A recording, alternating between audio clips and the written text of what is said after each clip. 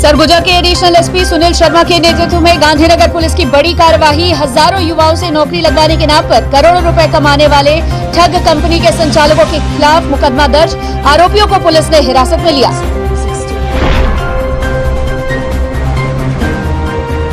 अंबिकापुर में पत्रकार सुशील बाखला के साथ हुई मारपीट की घटना के मामले में पत्रकार हुए लामबंद। पुलिस अधीक्षक टीआर कोशिमा को पत्रकारों ने सौंपा ज्ञापन। आरोपियों के खिलाफ 48 घंटे के भीतर नहीं हुई कार्रवाई तो पत्रकार करेंगे आंदोलन। सरगुजा संभाग के पूर्व आईजी केसी अग्रवाल के खिलाफ जांच करने अंबिकापुर पहुंची सीआईडी की टीम। कोतवाली थाने पहुंचकर टीम ने की दस्तावेजों की जांच। पूर्व आईजी केसी अग्रवाल के खिलाफ विभागीय और गैर विभागीय लंबित प्रकरणों की हो रही जांच।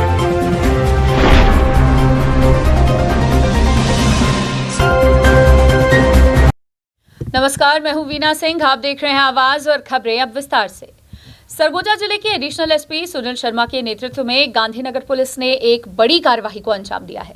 पुलिस की टीम ने लगभग 2000 लोगों से नौकरी लगवाने के नाम पर करोड़ों रुपए की ठगी करने वाले 2 फर्जी कंपनी के संचालकों सहित कर्मचारियों के खिलाफ कार्रवाई करते हुए उन्हें गिरफ्तार किया है। सरगुजा जिले में इन दिनों ठग गिरोह सक्रिय है। आए दिन नौकरी लगवाने के नाम पर ठगी की वारदात सामने आ रही है। नागरिक ठग गिरोह के झांसे में फंसकर अपनी जमा पूंजी गंवा रहे हैं। वहीं सरगुजा पुलिस अब ठग गिरोह के खिलाफ शिकंजा कसना शुरू कर चुकी है।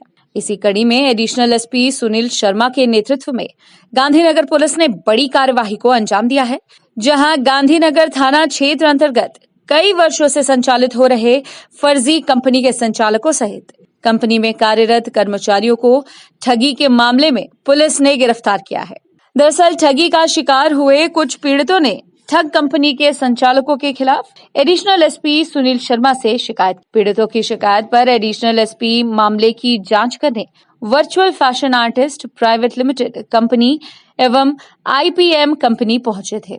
इस दौरान एडिशनल एसपी सुनील शर्मा ने पीड़ितों की शिकायत को सही पाया।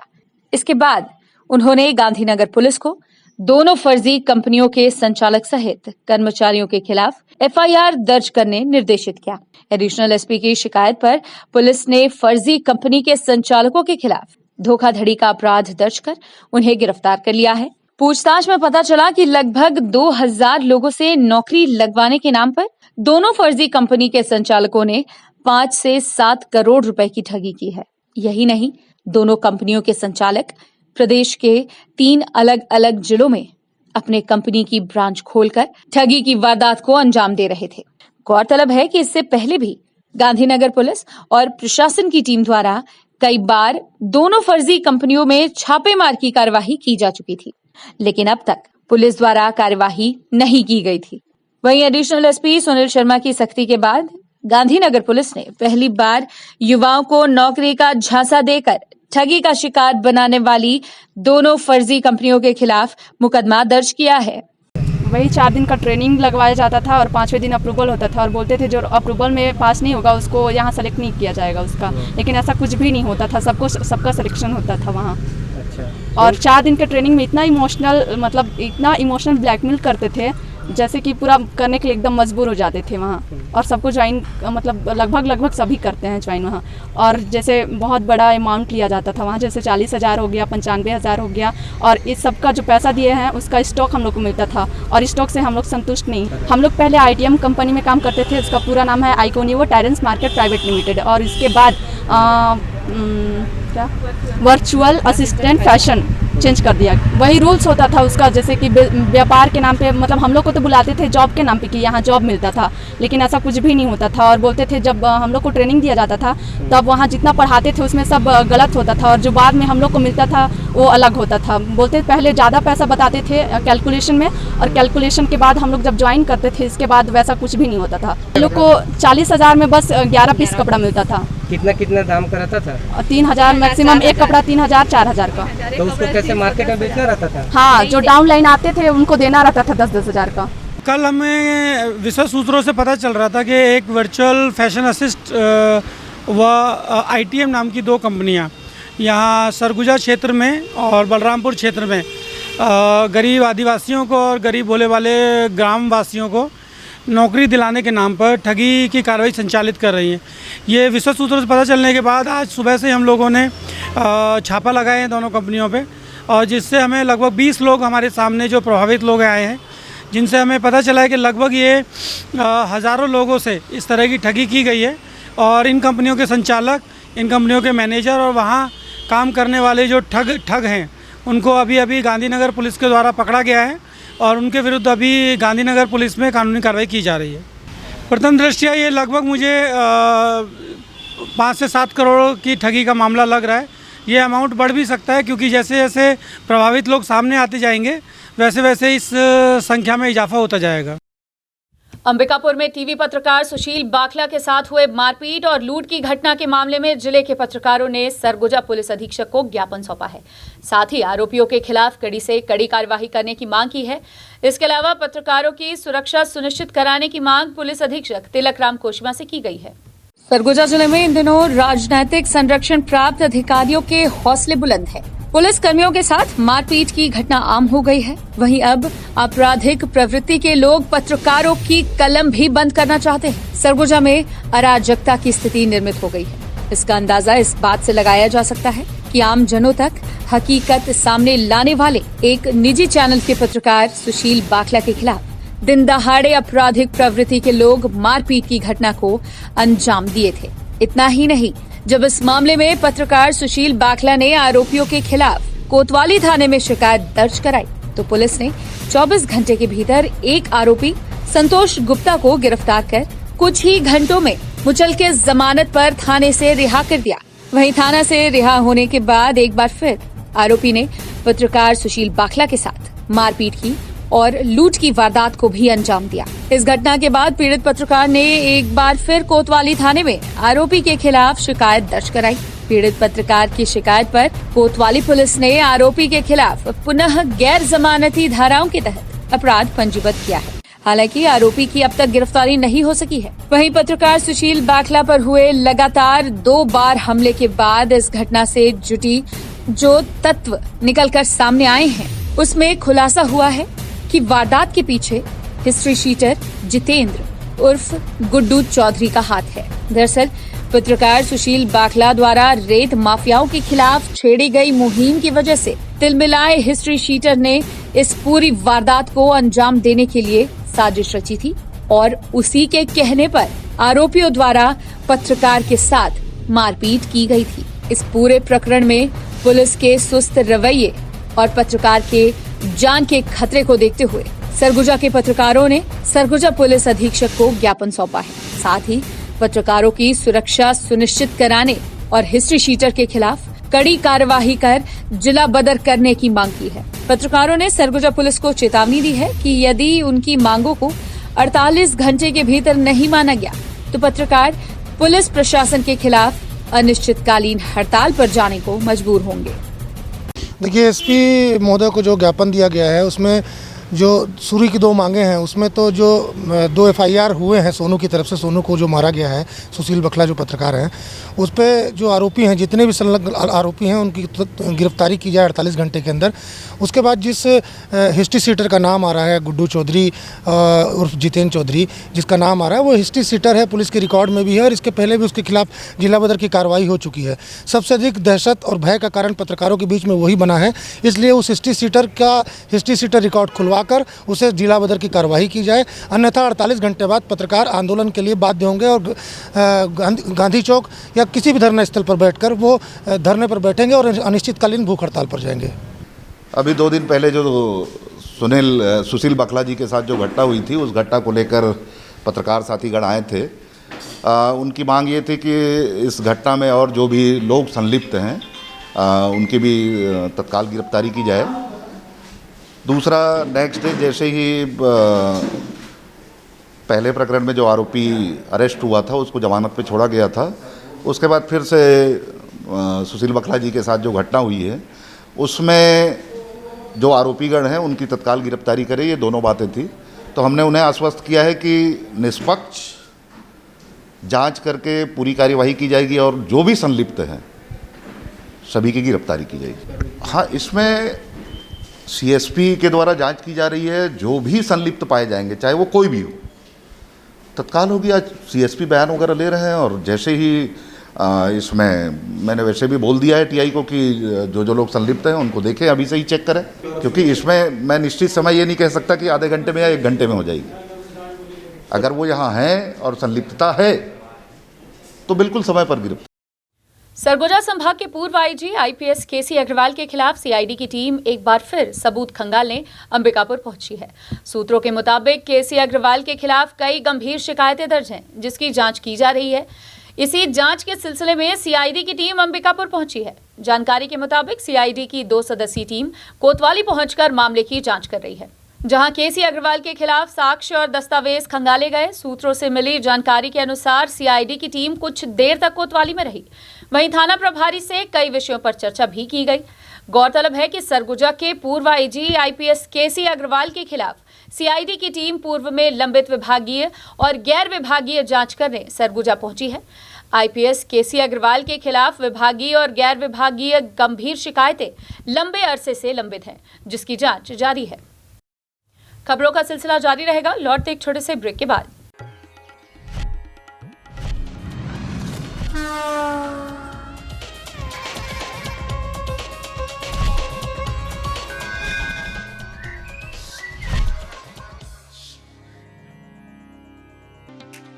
पेश है 100% फूड ग्रेड प्लास्टिक से तैयार फोनिक्स रोटो मोल्ड वाटर टैंक। दमदार मजबूती और ड्यूरेबिलिटी की असली पहचान। 10 सालों की वारंटी वाला पावरफुल फोनिक्स वाटर टैंक, जो है पीने के पानी के लिए भी पूरी तरह सुरक्षित। साथ ही हम बनाते हैं हर तरह के PVC pipes and fitting items. संपर्क करें 9826515093 पर। फोनिक्स वाटर टैंक, भरोसा आपका, जिम्मेदारी हमारी। क्या आपको मालूम है कि अंबिकापुर के सभी स्कूलों की ऑनलाइन क्लासेस शुरू हो गई हैं? क्या आपको वर्क फ्रॉम होम के लिए इंटरनेट की जरूरत है? अब अंबिकापुर के सभी क्षेत्रों में ब्रॉडबैंड इंटरनेट कनेक्शन की सुविधाएं उचित दरों पर उपलब्ध हैं। आज ही संपर्क करें Vande Mahamaya cable network, VM internet service, Alaknanda complex, प्रथम तल, अग्रसेन चौक, अंबिकापुर। मोबाइल 7440765555 9826120239।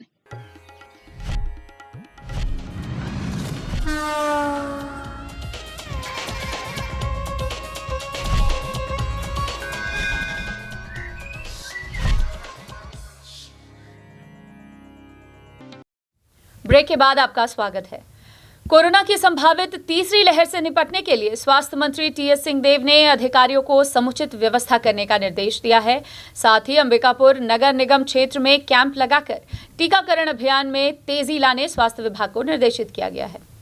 प्रदेश के स्वास्थ्य एवं परिवार कल्याण मंत्री टीएस सिंहदेव की अध्यक्षता में कलेक्ट्रेट सभा कक्ष में बैठक का आयोजन हुआ। इस दौरान जनप्रतिनिधि एवं अधिकारीगण उपस्थित रहे। बैठक में कोरोना टीकाकरण एवं संभावित तीसरी लहर की तैयारी के संबंध में चर्चा हुई।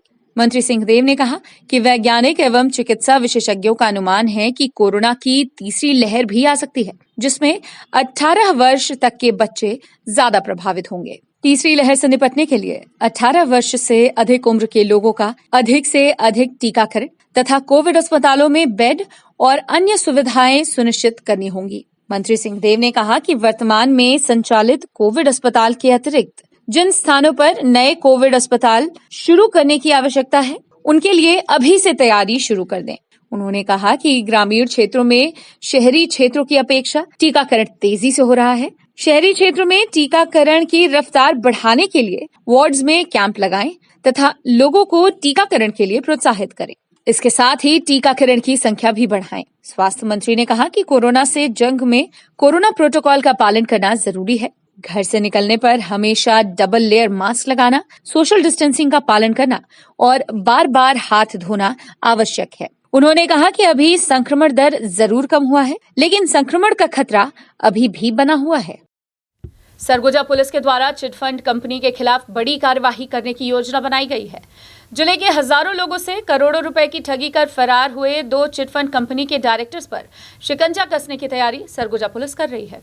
चिटफंड कंपनियों के खिलाफ कार्यवाही करने के लिए सरगुजा पुलिस एक्शन के मूड में नजर आ रही है। जहां देश के अलग अलग इलाकों से चिटफंड कंपनी के डायरेक्टरों और कर्मचारियों की गिरफ्तारी की जा रही है, वहीं सरगुजा जिले के हजारों लोगों को ठगी का शिकार बनाकर फरार हुए चिटफंड कंपनी साईं कृपा ग्रुप और बीएम गोल्ड के डायरेक्टर्स पर शिकंजा कसने के लिए सरगुजा पुलिस ने योजना बनाई है। सरगुजा जिले के एडिशनल एसपी सुनील शर्मा का कहना है कि चिटफंड कंपनी साईं कृपा ग्रुप और बीएम गोल्ड के डायरेक्टर्स की गिरफ्तारी अन्य जिलों में की गई। वहीं अब चिटफंड कंपनी के डायरेक्टर्स के खिलाफ प्रोडक्शन वारंट के तहत सरगुजा पुलिस भी उन्हें गिरफ्तार करेगी। एडिशनल एसपी ने बताया कि दोनों चिटफंड कंपनी के डायरेक्टर्स के खिलाफ जिले भर में 5 मुकदमे दर्ज हैं। आरोपियों द्वारा जिले के हजारों लोगों से करोड़ों रुपए की ठगी की गई थी। इसके बाद दोनों चिटफंड कंपनी के संचालक कंपनी में ताला लगाकर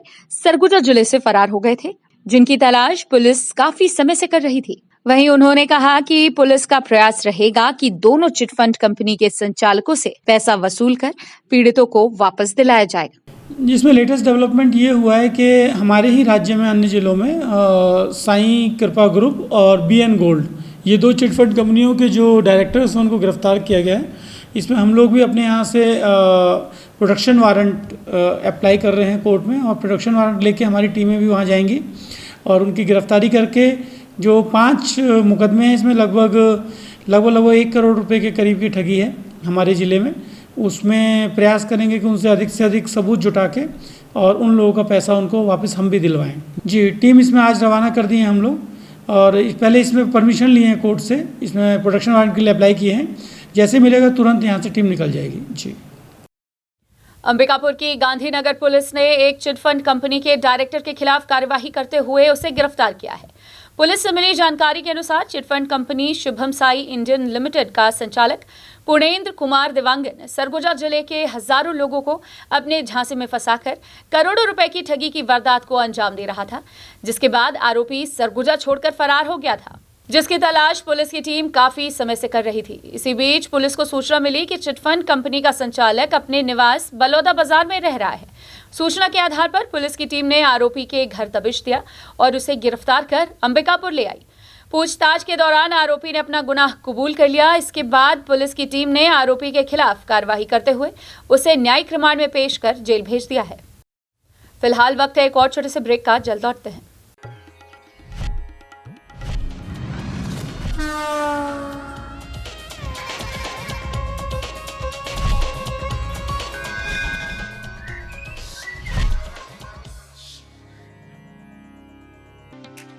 पेश है 100% फूड ग्रेड प्लास्टिक से तैयार फोनिक्स रोटो मोल्ड वाटर टैंक। दमदार मजबूती और ड्यूरेबिलिटी की असली पहचान। 10 सालों की वारंटी वाला पावरफुल फोनिक्स वाटर टैंक, जो है पीने के पानी के लिए भी पूरी तरह सुरक्षित। साथ ही हम बनाते हैं हर तरह के PVC pipes and fitting items. संपर्क करें 9826515093 पर। फोनिक्स वाटर टैंक, भरोसा आपका, जिम्मेदारी हमारी। क्या आपको मालूम है कि अंबिकापुर के सभी स्कूलों की ऑनलाइन क्लासेस शुरू हो गई हैं? क्या आपको वर्क फ्रॉम होम के लिए इंटरनेट की जरूरत है? अब अंबिकापुर के सभी क्षेत्रों में ब्रॉडबैंड इंटरनेट कनेक्शन की सुविधाएं उचित दरों पर उपलब्ध हैं। आज ही संपर्क करें Vande Mahamaya cable network, VM internet service, Alaknanda complex, प्रथम तल, अग्रसेन चौक, अंबिकापुर। मोबाइल 7440765555 9826120239।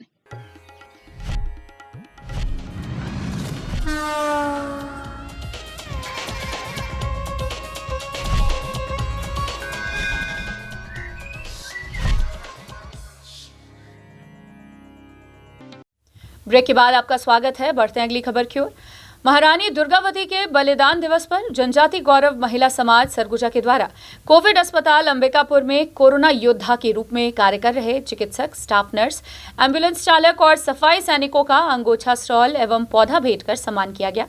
सर्वप्रथम वीरांगना महारानी दुर्गावती की छाया चित्र पर धूप बत्ती जलाकर अतिथियों के द्वारा कार्यक्रम का शुभारंभ किया गया। वहीं जनजाति गौरव महिला समाज ने सभी कोरोना योद्धाओं का हृदय से अभिनंदन किया। इस अवसर पर जिला मुख्य अधिकारी डॉक्टर लखन सिंह ने समाज के सम्मान कार्यक्रम की सराहना की। वहीं मेडिकल कॉलेज के डीन डॉक्टर रामणेश्वर मूर्ति ने भी महारानी दुर्गावती के जीवन पर प्रकाश डालते हुए उनके जीवन से प्रेरणा लेने की बात कही। सूरजपुर जिले में हुए हाथी के मौत के मामले में वन मंत्री मोहम्मद अकबर के निर्देश पर बड़ी कार्रवाई की गई है। डीएफओ सहित 3 अधिकारियों को पद से हटा दिया गया है। साथ ही 2 कर्मचारियों पर निलंबन की कार्रवाई की गई है। सूरजपुर जिले के प्रतापपुर वन परिक्षेत्र के दरहोरा गांव में 11 जून को दंतैल हाथी के शव मिलने के मामले में अधिकारियों पर गाज गिर गई है। वन मंत्री मोहम्मद अकबर की नाराजगी के बाद लापरवाही बरतने वाले अधिकारियों पर बड़ी कार्रवाई करते हुए 3 अधिकारियों को पद से हटा दिया गया है। साथ ही 2 कर्मचारियों को निलंबित कर दिया गया है। आपको बता दें कि सूरजपुर डीएफओ डीपी साहू को भी हटा दिया गया है। वहीं उन्हें रायपुर मुख्यालय अटैच किया गया है। एसडीओ बीके लकड़ा भी हटाए गए हैं। उन्हें भी सीसीएफ ऑफिस अटैच किया गया है। साथ ही रेंजर प्रेमचंद्र मिश्रा भी हटा दिए गए हैं। रेंजर को सीसीएफ ऑफिस अटैच किया गया है। इसके अलावा वनपाल और वन रक्षक को निलंबित कर दिया गया है। हाथी की मौत के मामले में जांच के बाद सभी को आरोपी माना गया है। गौरतलब है कि वन मंत्री मोहम्मद अकबर ने सूरजपुर में मृत हाथी के मामले में लापरवाही को लेकर गहरी नाराजगी व्यक्त की है। उन्होंने विभागीय अमले के खिलाफ तत्काल कड़ी से कड़ी कार्रवाई करने के निर्देश दिए थे, जिसके बाद प्रधान मुख्य वन संरक्षक और वन बल प्रमुख राकेश चतुर्वेदी ने सूरजपुर वन मंडल के 3 अधिकारियों को अटैच करते हुए 2 कर्मचारियों को तत्काल निलंबित कर दिया है।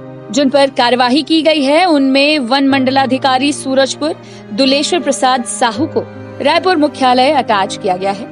उप वन मंडलाधिकारी प्रतापपुर वन मंडल सूरजपुर बीके लकड़ा और वन क्षेत्रपाल परिक्षेत्र अधिकारी प्रतापपुर वन मंडल सूरजपुर प्रेमचंद्र मिश्रा को तत्काल प्रभाव से मुख्य वन संरक्षक कार्यालय सरगुजा वृत्त भेज दिया गया है। वहीं वनपाल विजय कुमार कुजूर और वन रक्षक मान सिंह को निलंबित कर दिया गया है। दरअसल 11 जून को प्रतापपुर वन परिक्षेत्र के दरहोरा गांव के कक्ष क्रमांक 101 में दंतैल हाथी का शव सड़ी गली अवस्था में मिला था। हाथी की उम्र लगभग 20 से 25 साल बताई जा रही है।